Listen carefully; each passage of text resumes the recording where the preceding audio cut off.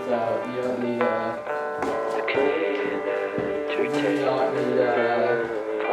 you don't need headphones. No. If you're okay with that. Yeah. You wear headphones. It sounded amazing. It sounded quite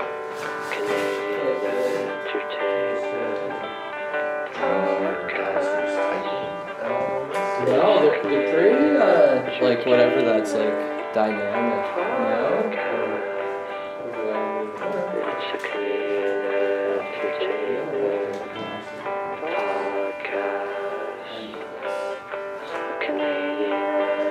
Dude, you gotta do it all in once.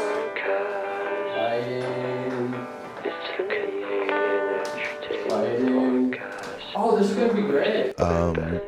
Just for anybody listening, Ben just called doing it all lighting. He said, you got to do it all these days. And then I thought he was going to do a list of things. And he just said lighting. That was it. And could it not look it? Oh yeah. The problem is right here, and we're gonna fix this.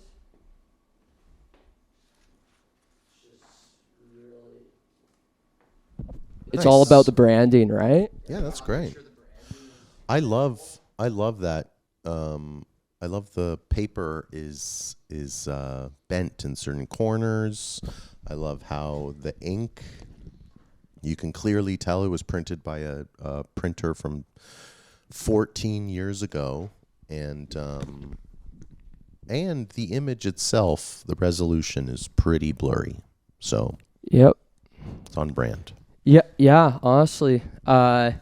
All stylistic choices after all, right? Okay. This is what we've held a multiple focus groups, and this kind of resonated with a lot of people in our target demographic. That's true. We have two target demographics, like 60 to 65 and between 10 and 12. 60 to 65 people, or that's the age? Both actually. Yeah, we surveyed 60 to 65 people, all between the ages of 60 and 65, and Oh, wow. yeah, they went wild for this poster essentially. 60 to 65 groups of 60 to 65 people of the age of 60 to 65. Yep, and I come from the town of Waterloo where we take math very seriously. Yeah. I can't give you the exact number right now, but a lot of my boys who went to University of A lot Waterloo. of your math boys. Yeah. Yep, and speaking of which, is math. This is a good place to actually begin. We have Rodrigo Fernandez-Stoll on the podcast, the Canadian Entertainment Podcast, first-time guest. Thank you. Thanks for having me. I'm a huge fan of yours, Ben.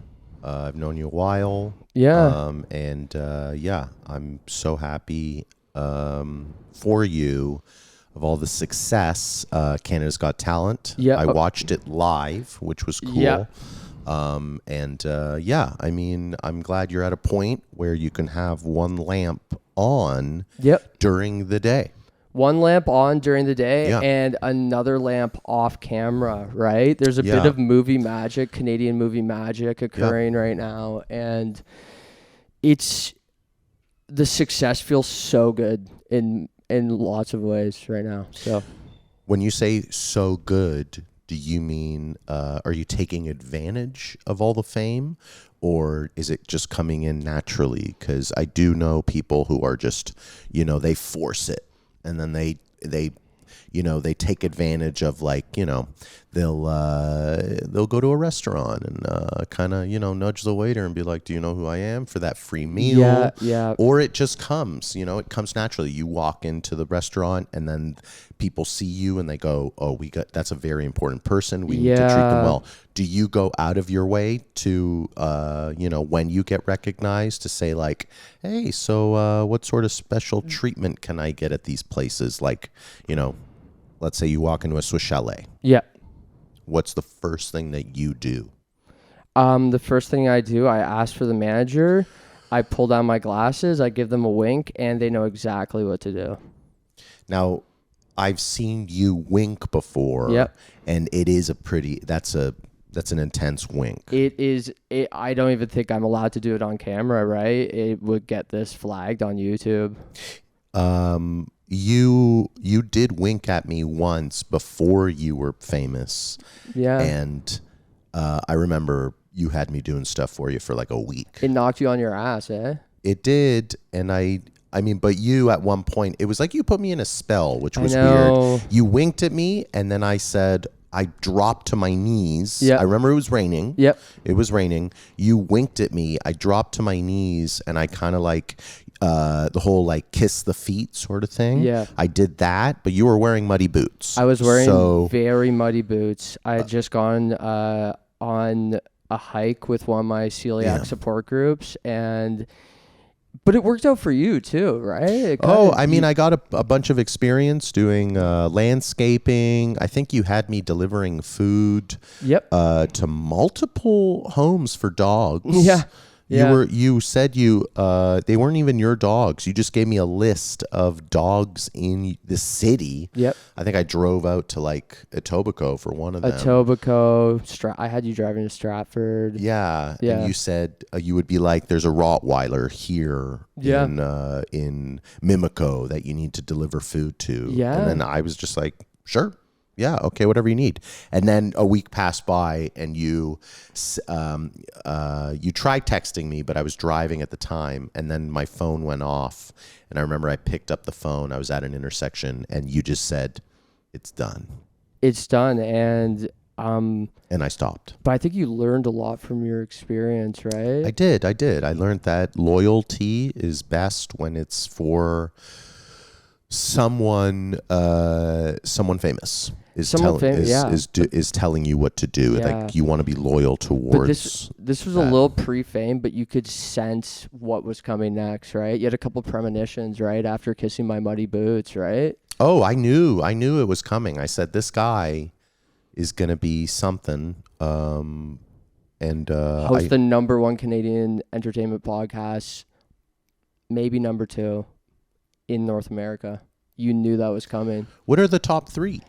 Well, of course, our biggest rival right now is eTalk. Unfortunately, I do consider that a visual podcast. It is on our traditional television networks, but I consider it a visual podcast. They're doing exactly what I'm doing on a TV channel. How's that not a podcast, right? Yeah, that's true. I didn't even think about that. I don't even know what Entertainment Tonight Canada is really, but well, Entertainment Tonight, it unfortunately got canceled in 2023, but we resurrected out of the ashes. The famous meme sits behind us for most of the episodes. Yeah, I didn't even see that. Yeah, that's cool. Died 2023. Then this was born 2024, right? Oh. So actually, these are the top 2, and we're still every week we battle out. Well, okay, that one's done, but eTalk we battle it out every week for the top spot, right? It must be so stressful when you're like competing against something like that, and it's, you know, I can't imagine how exhausted you are at the end of that, like, you know, when something airs or you're releasing your podcast. It's like as soon as you're about to press that button, you must be like, do you say something before you press the, you know, a load button? I do. What do you say? Do you say it to yourself, or is it more of like a? I say it to myself, and I send a couple texts off to friends when I do it, voice notes at the exact same time. At the exact time. Well, I have it loaded. I have a lot of devices, right? So I hit record on them, voice to text, and I say, I am hitting send off to the world right now. This is about to change my life, about to change yours, positive or negative, we'll see. But let's, no matter what happens, let's make sure we promise to break some gluten-free bread in the future together, no matter what happens, no matter if eTalk's goons come and harass my friends, which they have done multiple times. They've hired multiple goons, have come to some of my closest, dearest friends and threatened them at their jobs. Are you serious?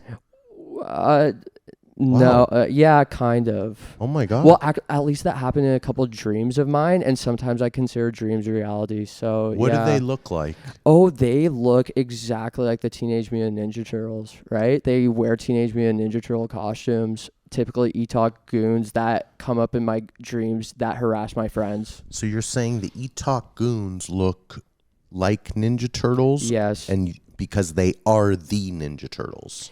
Well, yes, they haunt a lot of my friends' dreams. Okay. Yeah, it's very psychological. They play lots of psychological tricks on me and my friends. I do consider them allies, but I see what they're doing and they're getting in our heads, but that's why this podcast is a little late, because they have been haunting my dreams a lot lately. E-Talk has been haunting my dreams. I'm sorry I started talking about E-Talk. I mean, You ask the right question, you get an answer. You get an answer, right? Okay. Now, when you are when you do your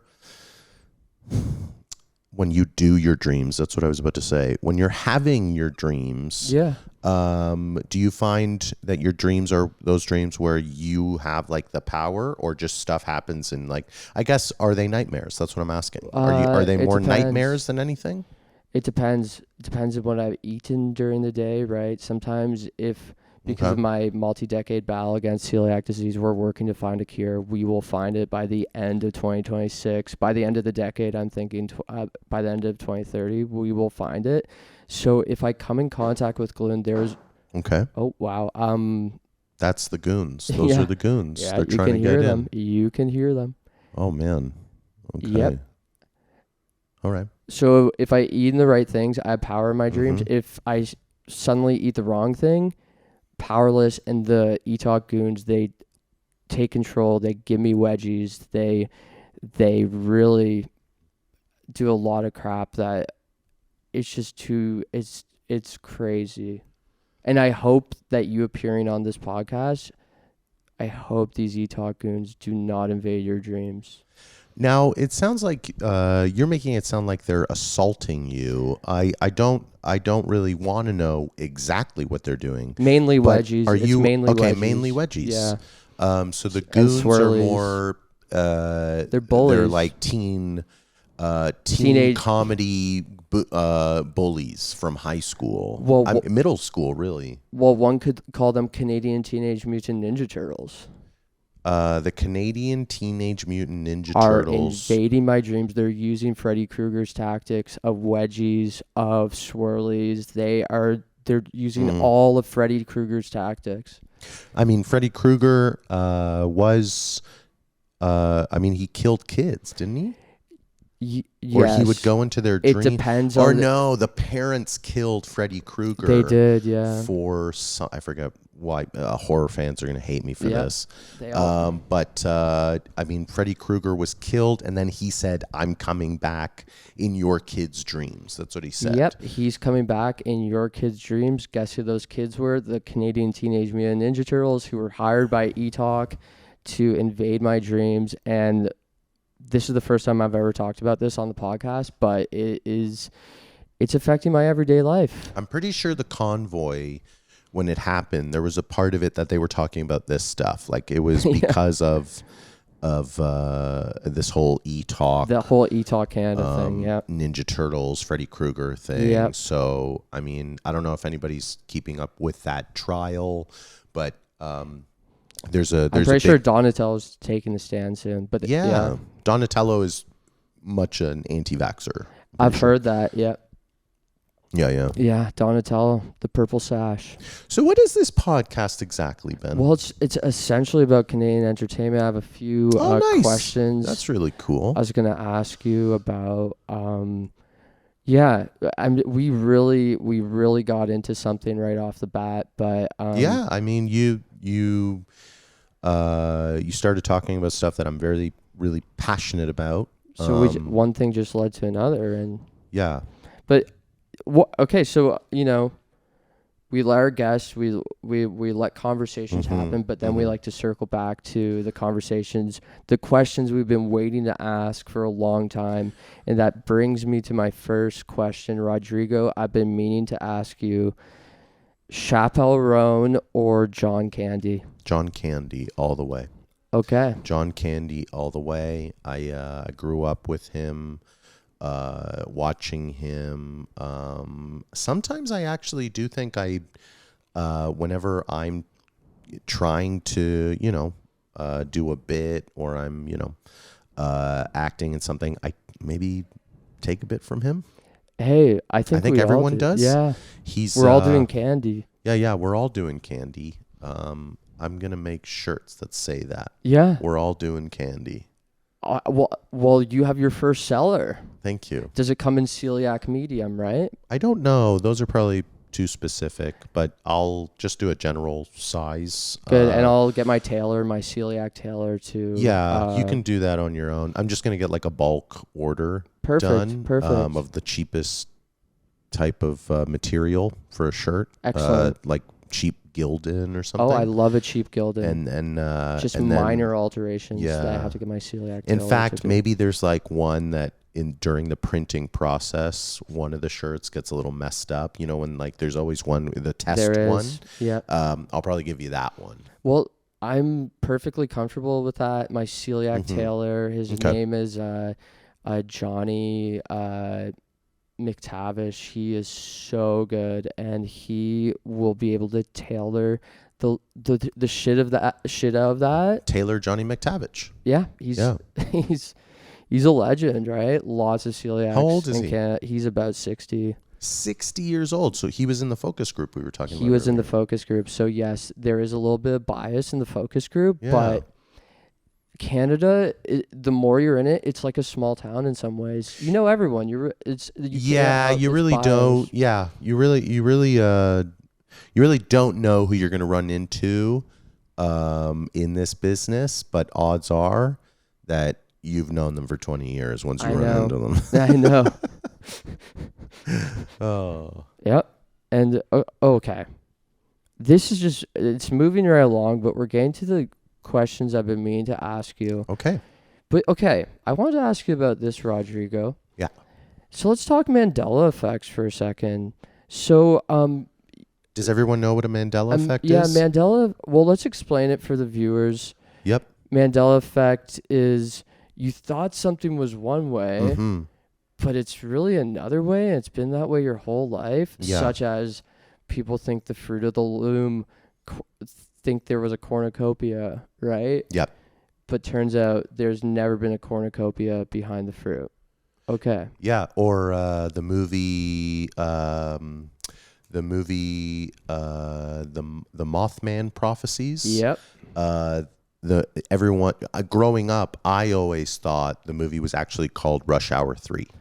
Oh, I've heard a lot of people from my hometown also thought that. But it's actually just the Mothman Prophecies. Yeah. It's very strange. Yep. But well, this brings me to what I was going to ask you, because this actually came up with me last night. I got to ask you about this Mandela effect. When you were growing up or just like within the past 20 years, were you under the impression that Sean William Scott was Canadian? He has a really, like, I'm gonna say BC energy. I agree. Mostly because anybody I know from BC is just just the most, like, we all know that guy from BC. Yeah. They're always like, they're all like, I can't even, there's no words. It's more just like a face that they do. It's like, like that. A face. If you're listening right now, I'm doing a BC boy face. No, this is great. This brings the people to YouTube when you do a visual thing. So this is perfect. Yeah. Alistair, you're from BC. Yeah. Yeah. I mean, yeah. Oh, there you go. He's got the face. Oh, yeah. What if I was thinking about Sean Williams? What if I thought I think I just confused Alistair with Thank Sean you, William Alistair, Scott showing this that whole face. time. Okay. Wow. There you go. So you guys Give know up what for I'm talking Alistair about now. Ogden, everybody. Yep. Woo! I thought he was Canadian for a bit, mostly just because of that face. But yeah, I don't know. He is full on U.S. Allegedly, and I really was quite shocked when I looked that up on Wikipedia last night.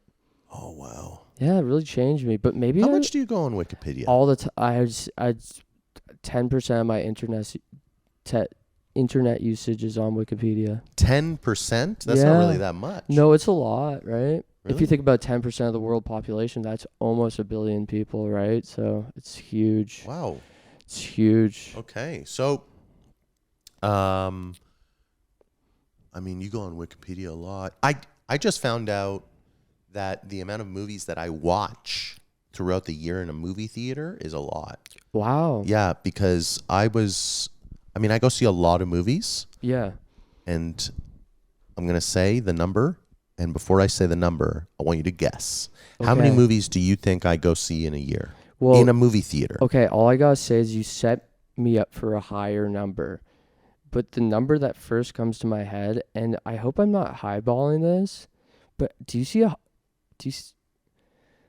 70 movies a year? Oh, wow. That was very close. Yeah, I see 80. I see around 80. Wow. Well, I'm going to say 2 years ago, I saw almost 100. That's incredible. Yeah, but it's only because, I usually will see a movie a week. Wow. In the theater. Oh, yeah. I had a membership to Fox Theater for a while, for a couple of years. Yeah. And that was a membership where you would pay, I think it was like you would pay $280 for the year, and you could see whatever you want and walk in any night and just amazing. And you had a membership. You I don't even think I had a card.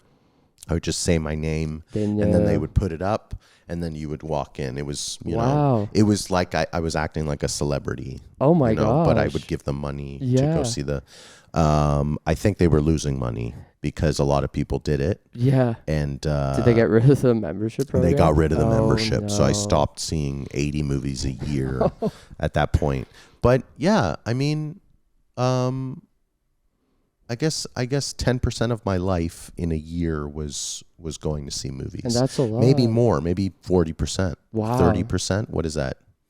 80 days. 80 days. Yeah. But did you ever see 2 in 1 day? I have to ask you that. I've done the 2 in 1 day. Yeah. I've done the 2 in 1 day. One of those days I remember I saw Blue Beetle. Okay. And it was really, I had a great time. Nobody's really a DC person. I haven't seen that yet. Yeah. I loved it. I loved it. Sometimes with these DC movies, I have nothing wrong with DC, but sometimes I'm like, they don't always like specifically say, oh, this is a DC movie. They don't say it? Yeah, maybe in the advertising. You want them to say, hey, this is a DC movie. I need to be spoon-fed a little bit, right? I need to be spoon-fed with a lot of little things like that. I think that's kind of the problem with movies is that they're explaining too much in every single trailer. Yeah. So you think they're not explaining enough? Well, all they could say is, hey, this is a DC movie. That just needs to be said right off the bat. And but they do show that. They show that as a logo right in the beginning. Like Marvel movies show the Marvel logo. DC shows the DC logo. In fact, if you're going to watch sometimes you don't even need to see the logo because if I'm watching a Batman movie, I'm not going to go, is this a DC movie? I know it's a DC movie. But I'm an audio learner, right? So I need them. I hate audio learners. I need them to say, this is a DC movie. It's called The Blue Beetle. Now let the trailer begin. And I will be hook, line, and sinker. Maybe there is a market for that where we're just, we're explaining right at the beginning of the trailer. Just explain everything. Exactly. This is who the production company is. Yep. Say it, not just the logo. I want to see some budgets in there too, in the trailer. This is how much it cost. Yeah. Yep, right now. Actually, how much it cost would be pretty good to find out how much they spent. Yeah. And then they play the trailer and I go, honestly, yeah, that looks about right. And that would gauge how many times I go back to the movie to see it because I say I'm going to support the movie. A couple times I'm going to see it a couple times. If they do show you the budget and it's like, we actually didn't spend that much. We cut corners, and we got some government grants, and we actually didn't properly pay everyone's rates correctly. Yeah. And they kind of tell you that it was like a very sketchy production. Yep. Like our stunt performers, we didn't really give them, enough. So we had some BG come in, and we just told them to like run around and do the stunts, so we wouldn't have to pay legit stunt actors. If they told me that stuff in the beginning, I think I'd be like, okay, I'll watch let's see how good it looks. Yeah. Well, and right, yeah. That's when my half price rule comes. I go to the movie, I pay half price, and I run in. That's cool. I say, give this to the movie, give it to the people who weren't doing the cutting of corners. Yeah. Pay half price, and I just bolted in there. And that would happen every single time you see a movie. Yeah. Well, when I read about it and I find out that the production was a little sketchy, okay, I go to the movie theater, go up to the ticket person, half price. I do the math, right? Waterloo, right? Math capital of Canada. Mm-hmm. Just cut it in half, give the money, and I bolted into the theater. I say, this, who this goes to. Then I bolted in. This goes to the people who are undercut on production. I bolted in. All right. Next question. Okay. Well, here's something I was really curious about. So, Rodrigo, I was going down the IMDb page. Nice. Loving it. And I knew this already, but I actually, you know what? When first time I was going down your IMDb page, I didn't see this credit, and I was looking for it. I legitimately thought to myself, was this a Mandela effect? Was this a Mandela effect that Rodrigo I do have a lot in there, yeah. was on Star Trek?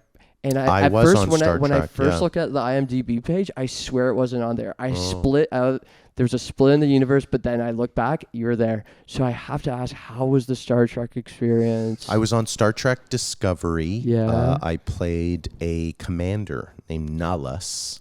And I play a character who's an engineer, and my ship loses its gravitational pull, and everyone goes upside down. And it's kind of like floating around. Everybody's on the ceiling, and I need two of the cadets to come down from the Starfleet, and they come to my ship to help me. But my ship ends up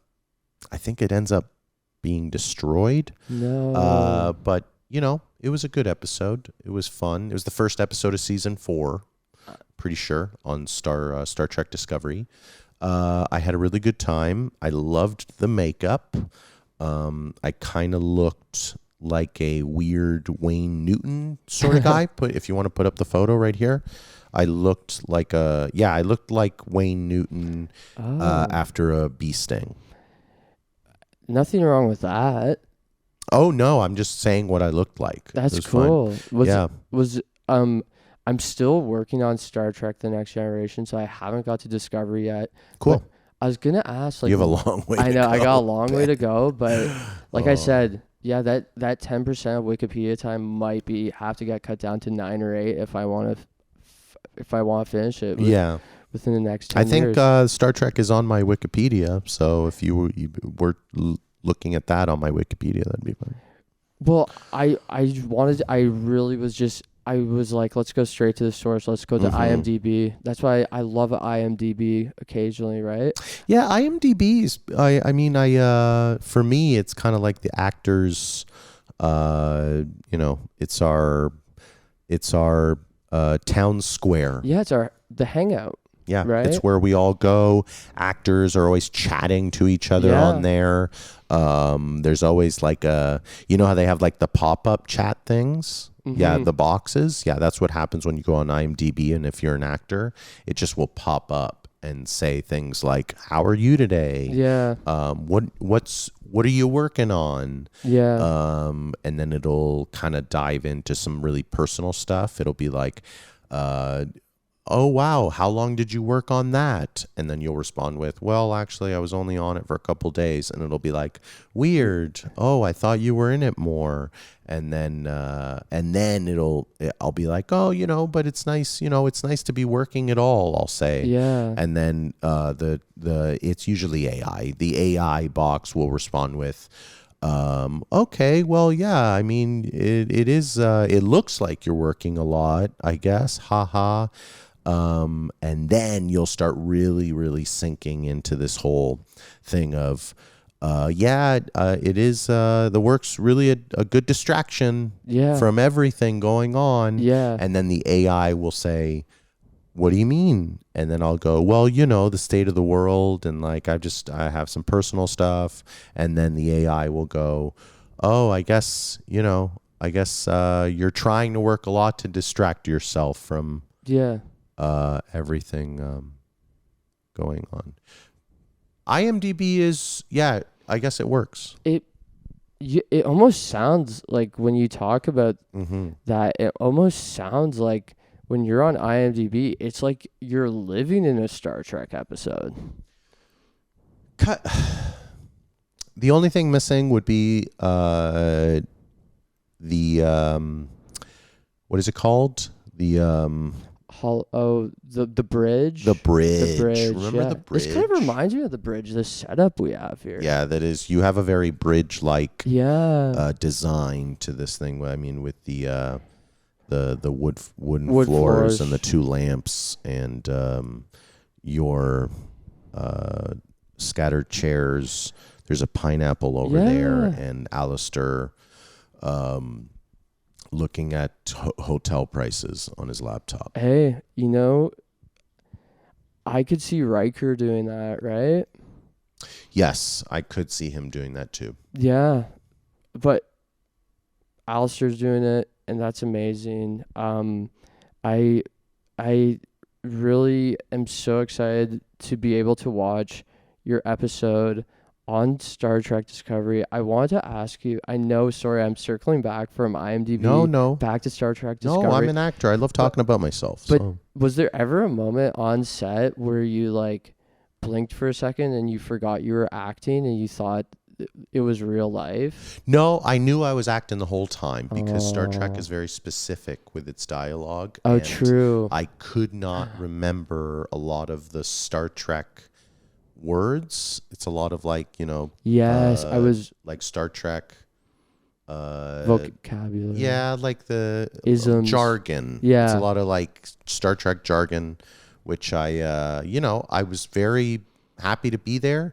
but it's very hard. Stressful. I'm not a huge memorizer when it comes to lines. Yeah. I like to improvise. And at that point, it was a lot of here's the script, and it was a lot of lines where I was trying to memorize it, but it was, I think at one point I had to say like swizzle or something about some sort of piece of machinery that wasn't working.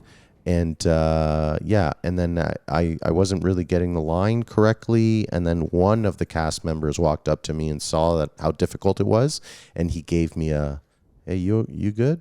Yeah. And that made me feel even worse. Oh no! But they did all tell me that all the guest stars mess up their lines, so that made me feel pretty good. Even Dr. Crane himself, Frasier, I saw him on an episode a couple episodes ago. So I'm not even kidding. He comes in at the end of the episode in season 5 of The Next Generation. So cool.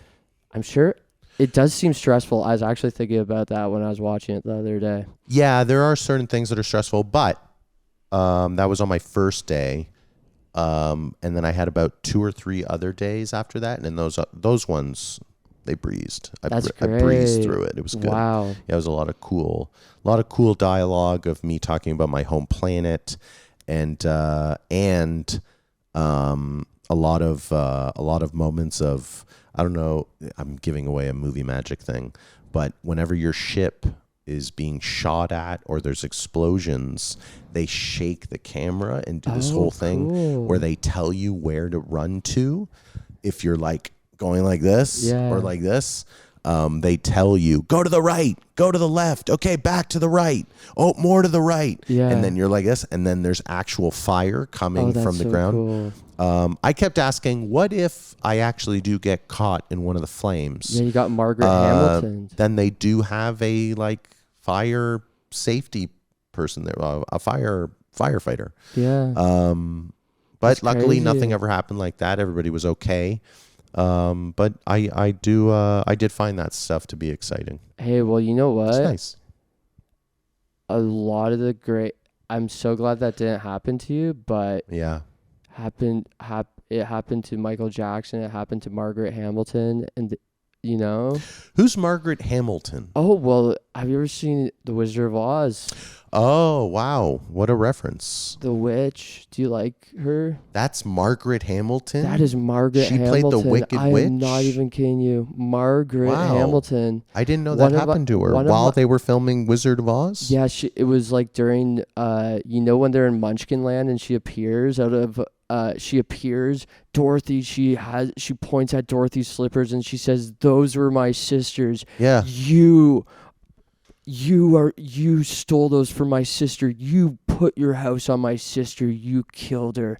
I am so upset with you." You remember when she said that? You put your hands on my sister? My house, your house. Oh, you put your house on my sister. On my sister. I don't think she said it like that. So much, Dorothy, is pretty. I'm paraphrasing a little bit. There was room for improv on the Wizard of Oz set. I heard one of the little people killed themselves. That was improvised. Some people say that was actually a bird, though.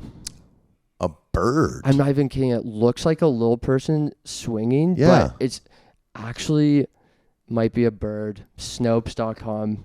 We'll put the article right here. Snopes.com. All right.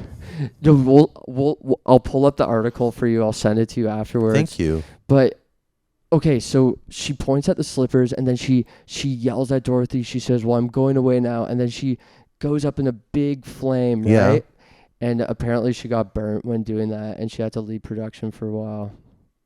Yeah, At that time, were there people getting compensated for that stuff? I don't know if they're getting compensated, like but workplace safety. There's stuff? a lot. Well, it's almost like, but yeah, there's a lot of crap going on there, eh? But I really like the movie. Do you like that movie? Well, now that I know that, I'm not watching that movie ever again. I don't want to know. I don't want to know. I don't want to know any drama. I know. Anything. You don't want to get caught. But I know that E-Talk and ET Canada, they all stay away from that stuff and they give us the facts. They give us so thank you very much to those for I don't want to know any gossip or anything. Yeah, I know. We don't want this to turn into a trash podcast, right? So I have to be careful with how much I dive into drama. But yeah, I know. Trying to just don't. I'll be careful. Thanks, Ben. Okay, so I want to ask you, what's your favorite movie of all time? My favorite movie of all time? I've been meaning to ask you that. Well, is this kind of like one of those letterbox things where it's like, what are your top 4 films of all time? This is from your heart, Rodrigo. My favorite movie of all time is Jurassic Park. That's a very good movie. Yeah. Yeah. I think overall that's the movie that I've watched the most. Every time I watch it, it hits me the same way, and I love the T-Rex chase. I love them trying to escape the building from the raptors, and the theme song. You can't go wrong. You can't go wrong. The theme song is incredible. John Williams probably has more hits than like Mozart or Beethoven at this point. Yeah, I'm sure he's Canadian somewhere. Yeah, Jurassic Park. Wait, is John Williams Canadian? I don't know, but I just get a big Canadian vibe from him. Yeah, because every song that he does sounds like the Canadian national anthem. It's so true. Yeah. I think he ghost wrote that. Potentially, I don't. Alistair, can you see who wrote the Canadian national anthem? Yes, please. Was that John Williams? Might have been one of his buddies, honestly. But sometimes there's some people. Yeah. I was reading that Dennis Wilson from the Beach Boys might have helped ghostwrote the song "You Are So Beautiful" by Billy Preston. So sometimes this happens in the music industry. I'm interested to see if this is.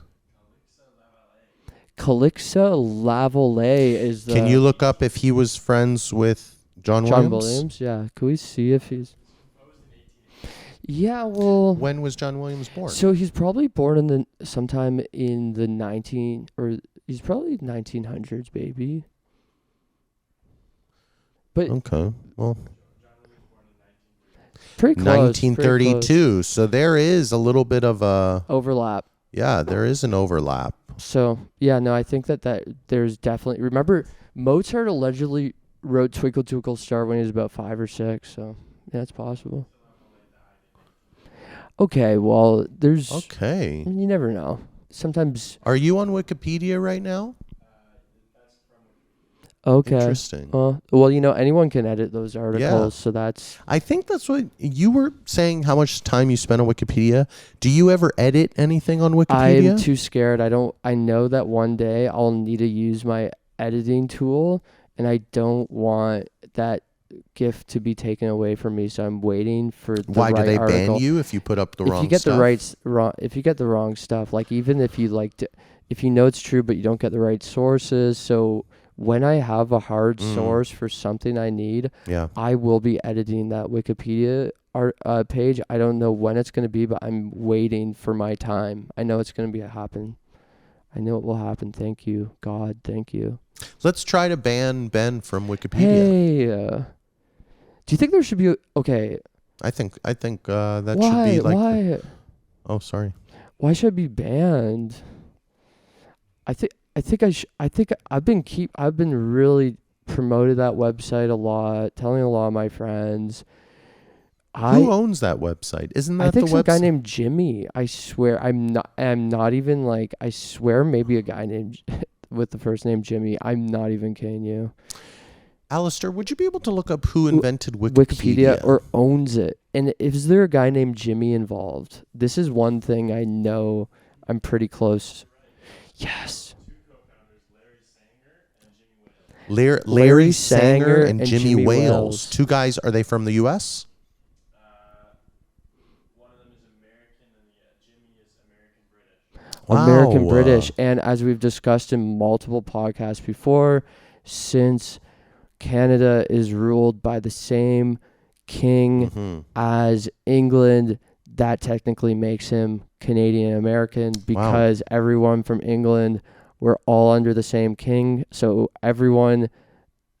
he's Canadian as well, so it is a Canadian invention, technically. Interesting. So and I just want to say, Alistair does not actually work for this podcast. He's a guy I'm bothering right now while he's trying to do actual work. He's doing this pro bono, but... Yeah, he's clearly involved in his own stuff right now, and I am interrupting him while he's doing that. So I just want to say thank you very much, Alistair. Episode that's been so thoroughly fact-checked. I'm so glad that you're really giving some legitimacy to some of the information we're bringing towards the public. So thank you. So the sooner we can ban Ben from Wikipedia, the better. We will. Sorry, you can cut this stuff out, I guess, from the podcast. No, I'm keeping it in. I need to be transparent with your fans. Well, this looks very good for me because we've been having a great interview, but when you go hostile like that, it looks very good for me as an interviewer, right? I'm keeping it cool. I'm really just this is the type of stuff. Like e-talk, sometimes they keep it just too clean, but what you're giving us right now is great. So thank you. Thank you. No problem. This is, I'm happy to Happy to help. Well, I want to circle back just 1 second to your favorite movie of all time, Yep. which is, of course, Jurassic Park. Park. So if you were to picture, and this could happen at any moment, Yep. if you were to picture, because Steven Spielberg, he's been out of the picture for a little bit, right? Maybe he's doing a producer role. Maybe he's a story I consultant. mean, not that long. I mean, I think the last thing that I saw by him was West Side Story. Oh, no, I just meant he's been out of the Jurassic Park sort of Yes, franchise. Jurassic Park, what, 1992? That's his last one? Or he did The Lost World or something? He did one of them. Did No, he not? didn't. Oh, damn. He didn't do any of those. Okay, well, what I was going to ask you is if Steven Spielberg said, okay, I want control of my company again, me and Michael Crichton's vision, Mm-hmm. and I'm going to make a Jurassic Park, but I'm going to set it in the country right above us. I'm going to set it in Canada. What could you see that plot being? Where would you see it taking place? Who would you cast? I just wanted to ask you about this. I could see it being the dinosaurs invade St. John's, Newfoundland. Yeah. And Oh my God. Yes. and they there's some like spots there where I would say like, Kitty Vitty and let's say Bannerman's Brewery. Oh, I am. That the dinosaurs would probably kind of like take ownership of, and I could see the dinosaurs really just at one point being like, this is it, huh? Yeah. And then they go somewhere else. Yeah. And that's the movie. But it sets up for a good, like, maybe Steven Spielberg comes back with a brand new Jurassic Park trilogy, and it's called Jurassic Park the Maritimes. So they make their way from St. John's, maybe Newfoundland, maybe Soundtrack by Alan Doyle. oh, that would be perfect. Yeah, that would be cool. Oh, Yeah. I would love to see I would love to see. I'm really picturing for this movie for some reason some of the velociraptors like disguising themselves as human. Maybe like Alan Doyle performs live and he looks over and his fiddle player is actually like a velociraptor or something. With, And like, then plaid on. there would be a funny scene where they all have to meet at the George Street Festival, and the Raptors are dressed up in disguises to like get there, and then Sean Majumder has to dress up like a dinosaur to kind of blend in with the dinosaurs, and they like run into each other at the George Street Festival, and they're all kind of looking at each other being like, pretend. how are you? And the dinosaurs are trying to do like a human voice, being like, how are you today? And Sean Majumder has to act like a dinosaur to be like just does like some sort of raptor roar, and they walk past each other looking at each other. That would be a funny scene. I would love that. And what about a scene? And okay, so this might be in the whole Maritimes trilogy, but is it in Newfoundland where, what is it called when you go to a bar and you kiss a fish or something like that? Screech. You get screeched. Oh, the velociraptors get screeched. Oh, yeah. That would be cool. Yeah, velociraptors get screeched in. That would be really, really funny. I think after doing that, the raptors would probably stay there because they love it so much. And then the other dinosaurs are like, okay, come on, we got to get out of here because, there's more land to take over. And then the raptors are like, no, we're staying here. No, they get used to. Yeah, they're like, no, this is comfy. I really enjoyed the view. And I met a nice St. John's girl, and one of the raptors impregnates a St. John's girl, and he's like, she's Catholic, so I have to do like the honorable thing and stay here. Yeah. And then the one of the raptors ends up getting a job there, on the docks. And I guess moving some shipping containers and like really just some heavy duty. That's a whole like job. I could see that becoming a series or something like Newfie Raptor or something. Yeah, and then that raptor ends up. He just becomes like a middle-aged raptor. Runs for office in St. John's, but I think moves to Mount Pearl. Yep. It would be like your typical like Maritimes Canadian story. And that would probably be the best Canadian Jurassic Park script that we would get. Oh my gosh. Yeah. I would love, yes, Steven Spielberg, please. It ends consider it. with the raptor sitting at like, Signal Hill, just like getting out of its raptor mobile, Yeah. and then lighting up a smoke and just looking at the view and telling everyone the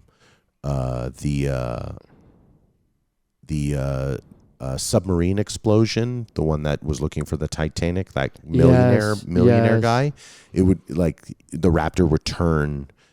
The raptor would get a job being like some sort of like tour guide, showing that'd be showing beautiful. people the millionaire submarine explosion and where it happened.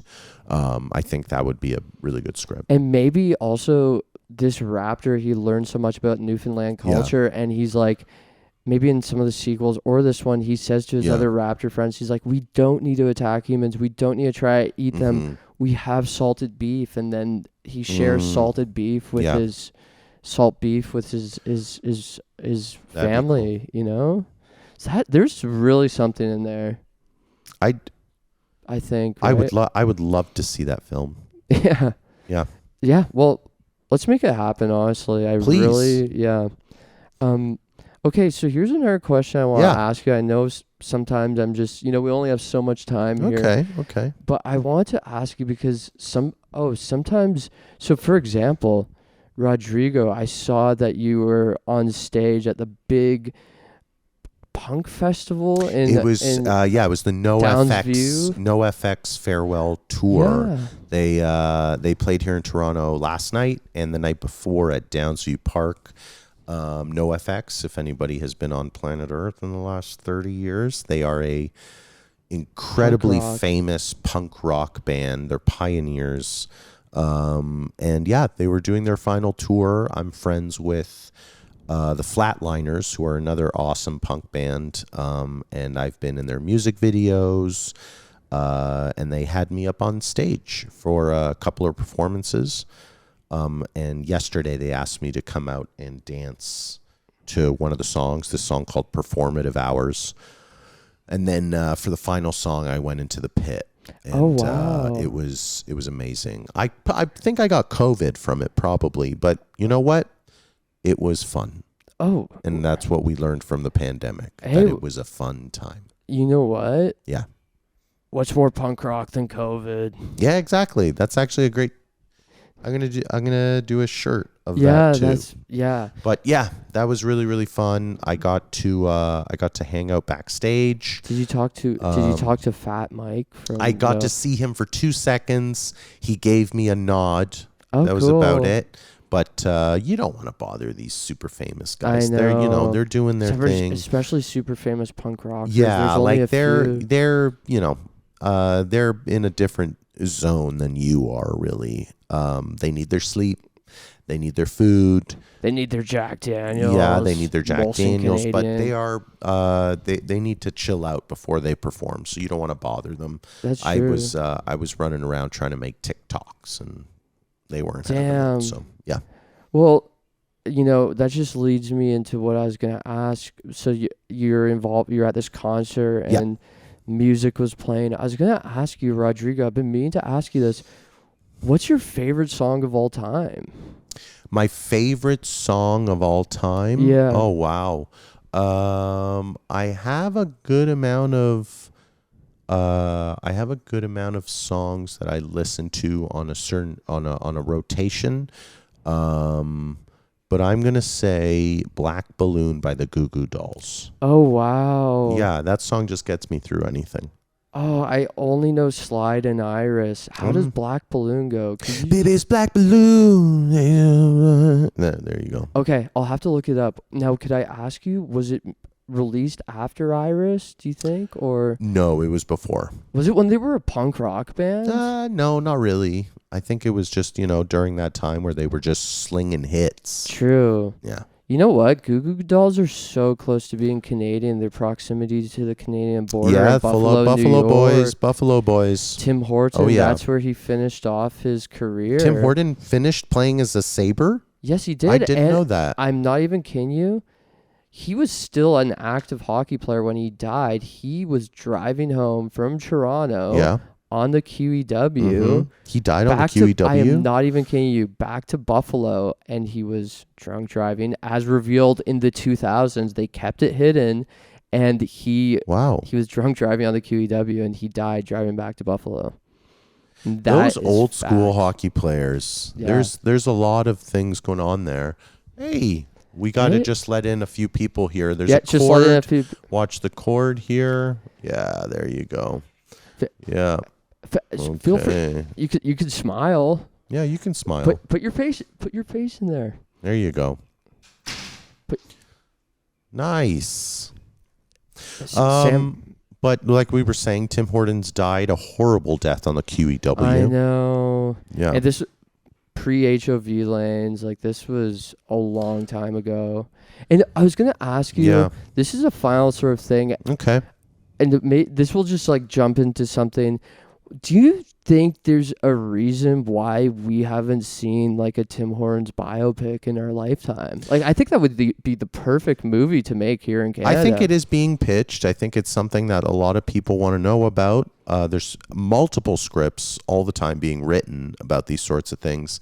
But I think there is a conspiracy behind it because Tim Hortons, the huge coffee chain, I think is preventing it. I don't think they want anybody to know the real story. True. I think they like the illusion. They like the mysterious kind of like shadow-like figure that stands behind their coffee beans. Yeah. And I think they want to keep it that way. Once we learn the real story, we're going to attach it to the chain, and people are going to stop buying coffee because it reminds them too much of that tragic story. I mean, not a lot of people know about the Licks story. Yeah, does anybody true. know? Do you know the real story behind the person who owns Licks? No, I don't know that. It was a person named Teddy Licks. He was a guy. He grew up just like everybody else. He grew up in a small town, and he ended up driving heavily medicated on. He was like hopped up on like everything.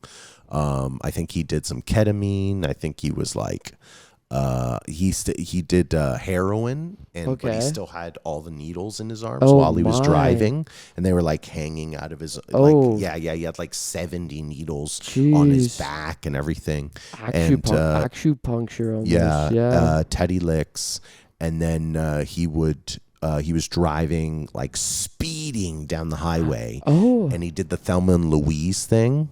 Yeah. Like all the cops were chasing him, and he was on this like he went off the road and then did a Thelma and Louise thing where like he went off a cliff and he's going, and Teddy Licks is just screaming his head off, and he's singing while he's doing this. He's singing and everyone can hear him, and he sings all the way until he hits the ground. Car explodes.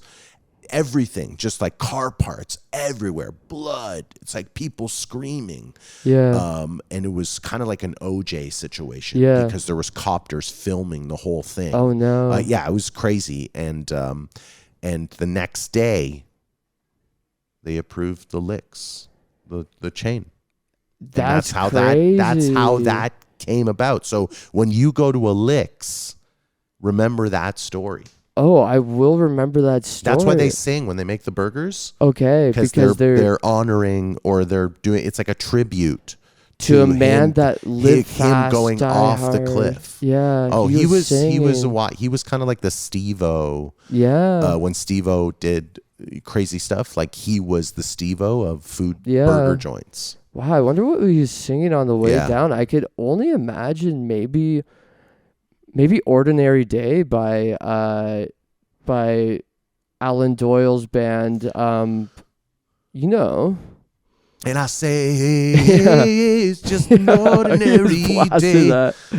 Yeah, I think it was that and Chicken Cherry Cola. That one. Is that another song by Alan Doyle's band? No, that one's by Savage Garden. Okay. Yeah. Another one of my favorite songs. Savage Garden, Chicken Cherry Cola. Yeah. PA just walked by. Yep. All good. Nice meeting you. Yeah, whatever. Yeah, something. I could get some licks. Yeah, if you have anything. Yeah. 2 Okay. hours. Sure. There's lots of PAs and stuff running around here. You have a lot of PAs running around. We have a this lot place. of people working for the Canadian This is like Entertainment a mega Podcast. This is corporation. really getting big. I think there was one PA whose job was just to stand there with a plunger if anybody did some crazy stuff in the washroom. Yeah, I know. And yeah, I feel bad for that PA. Well, that's because I have celiac disease and it's very unpredictable. Anything goes. That's crazy. But a lot of people are willing, they see the vision Yeah. of this podcast and they are just so behind it and so ready. And I try not, like I say, don't go too fanatical, but people are like, we're going fanatical about it. Wow. Yeah. Yeah. But Rodrigo, yeah, so I just want to thank you so much for coming on this thing. Thank you so much for having me. I'm such a big fan of me yours. You taught me a lot. We're going to fact check some things. Yeah, please do. I mean, I wasn't lying about it. No, but like this, I promise we're going to put a Snopes article up about something. Oh, okay. Sure. I forget what is back there. I mean, maybe just shoot me an email with like what I was, about asking me. I think if certain things were true or not. You were keeping me on my toes, and I really appreciate a challenge like that. I know that Alistair at points was looking over here being like, that didn't happen. He did say some stuff but off camera. He's fine. We can chat to him. And yeah. I have some cash on me I can give you, Alistair, if, that changes your mind. If we want to change anything. Yep. But I want to thank you so much. Thank you for coming on here. Keeping the spirit of Canadian entertainment alive. Thank you so much. I really, really appreciate that. It's an honor and a pleasure. What a fun little space you have here. Well, not little, because massive. You have a massive parking lot, and there are a lot of people on your payroll. A lot of cars. I have a lot of company cars out there. You'll be seeing them driving around with the Canadian Entertainment Podcast decal on them. That's we have a whole fleet of Tesla Cybertrucks actually. So yeah, it's cool. It's great. It's becoming a movement, and but enough about me. I just want to say, do you have any final words you'd like to tell our audience? You have the whole country listening, so please, whatever you want to say it now. I just want to say thank you so much to everybody for the support. I want to thank Wikipedia for providing us with a bunch of information that Ben can look at for 10% of his lifetime. Yep. And I want to thank the good people at Licks. The good people for at making some sick burgers. Yep. And R.I.P. Was it Ricky Licks or Dan Licks? It was Teddy Licks. Teddy Licks. Yeah. R.I.P. Teddy Licks. Mm-hmm. I pretty much, if you were thinking about owning a restaurant chain, do not go in a car because we've seen it time and time again. Watch yourself. Do not drive a car. You got the money. Get a designated driver for God's sakes. For God's sakes, get a designated driver. But thank you very much. This is the Canadian Entertainment Podcast. Thank you for waiting. We know we're a little late on this one, but thank you.